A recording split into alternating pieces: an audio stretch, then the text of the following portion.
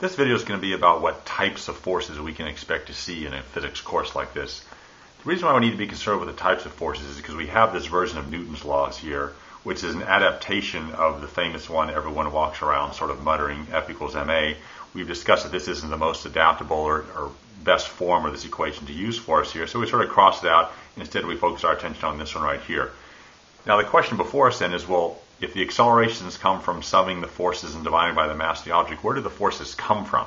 Are we free just to put in something like 5 newtons or negative 3 newtons or 2 1/3 newtons, wherever we want, or does the force come from something more specific? So indeed the force does come from something more specific, and so that's why we need to sort of address here what types of forces we can expect to see in this course here. So I'll just sort of run down them, each of the types of forces. There'll be a list here that we'll sort of work on and maintain and make sure we get good at here. Then we'll look at a separate video that will sort of describe the origin of each force. The first force that will come up in a course like this is an object's weight. Weight has to do with an object's mass being near a planet, and weight is often given the symbol W, and even the definition m times g. In another video we'll discuss where that comes from. That's force number one. Force number two that we might have to deal with is tension. Now tension comes from transmitting forces in ropes and cables and wires and things like that. That will be force number two that we'll deal with. The third force we might have to deal with is the normal force. And the normal force comes from what happens when an object sits on a surface.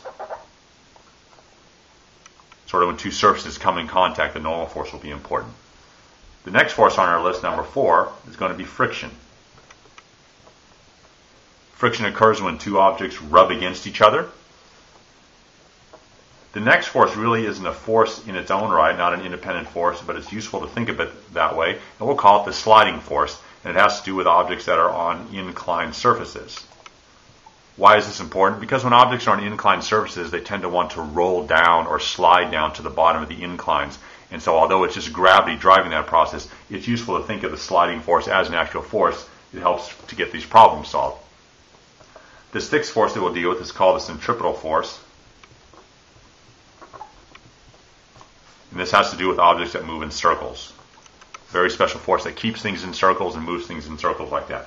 So, the last force that we'll deal with then is called the spring force.